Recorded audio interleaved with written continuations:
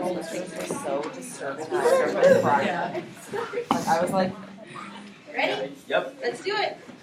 Alright, so I hope you're all ready for a slightly controversial topic, because that's what I got for you today. As you listen, just try to be open-minded, try not to tune me out, try not to let any preconceived notions get in the way, but try and focus just on the facts.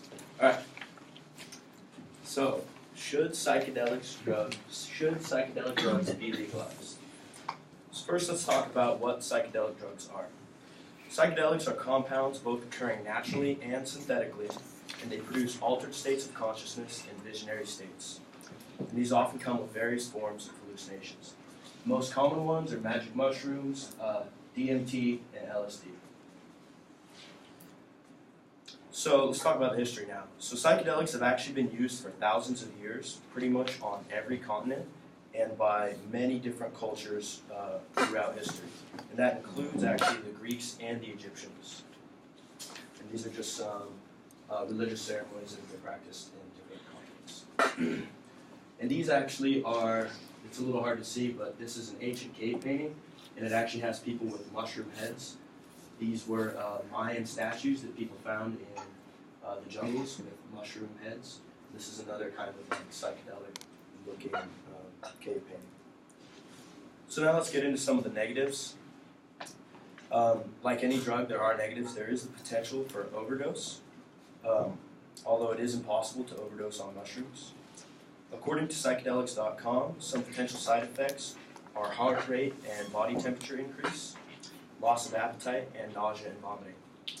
So all these although these may be like kind of annoying side effects, they're actually not necessarily dangerous in any way directly to the user. So now we'll go into the benefits. So the biggest thing is they bring the subconscious mind at the forefront, so things you've been dealing with or have locked away for a long time are brought right in front of you. And they allow you to get powerful insights in kind of new, profound ways and revelations to see the world. So, and these open up your mind for like investigation. And Dr. Stanislav Grof, who's a psychiatrist, argues that the capacity of psychedelic drugs to exteriorize otherwise invisible phenomena and make them subject for scientific investigations gives these substances a unique potential as research tools for the exploration of the human mind. It does not seem inappropriate to compare their potential to that of the microscope for medicine or the telescope for astronomy. So they also can provide like mystical and like somewhat religious experiences for people. People have reported like after using them, they feel their religion comes full circle. They feel like they understand what they believe a lot better. And they feel generally just more grounded in their beliefs. Finally, they can improve your overall general welfare. Albert Ramu, who studies psilocybin, which is in magic mushrooms, concluded that the mystical experiences have been linked to persisting effects in healthy volunteers, including positive changes in behavior, attitudes, and values, and increases in overall openness. So now let's talk about what they actually do to your brain. So these graphs kind of show what happens to your brain, and what you're seeing is just all kinds of different levels of connectivity. Your brain literally just communicates in ways with itself in ways that it's never done before. And Robin Harris at the Imperial College of London states that they produce a sense of lubrication, of freedom, of the cogs of the brain being loosened and firing in all sorts of unexpected directions. And so this is actually how they're being used currently to treat OCD and depression and anxiety. And that's because when you have anxiety or OCD or depression, you get locked down into one specific way of thinking about the world or seeing certain situations. And after taking a psychedelic, it completely blows that paradigm out of the water, and you can see things from a different, potentially better perspective. So there's been a lot of studies done, but just two that I'd like to talk about is they were given to lifetime smokers. And it turned out that 12 of the 15 that received the psilocybin treatment were actually smoke-free for a full 6 months that they were followed. They were given to terminal cancer patients, and every single terminal cancer patients showed a decreased like end-of-life anxiety.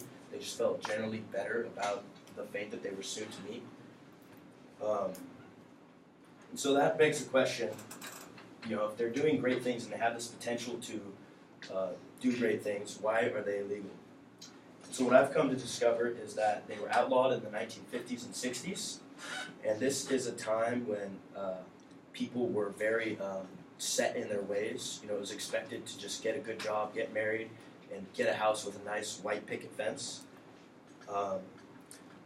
And that was, they had the simplicity, the conformity, and the American ideals of production and consumption at that time. And psychedelics make people challenge their cultural norms, and they make you see sometimes the idiocy of the culture we live in and see some of the problems that we face. And at that time, there was also the hippie movement, and people were definitely abusing these drugs in many ways. So the people in charge basically just said, no more. I think it's also interesting to point out that at that time, they weren't doing brain scans, they weren't doing any research on it. They just said, we don't like this drug for said reasons, and now it's illegal. So that brings me to a next question, is have we been wrong before in this country? And we clearly have, because we've had slavery, no voting rights for women, racial discrimination in the South, and even today we have big problems with how we treat the planet.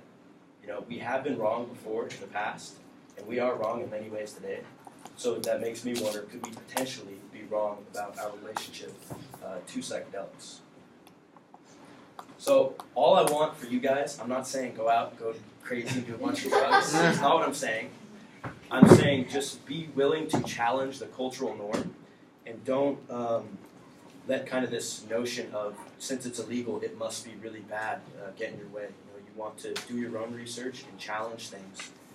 And the next time someone says something about shrooms or LSD, don't immediately associate it with something negative. There are potential benefits to these things. So, always challenge the status quo. Thank you.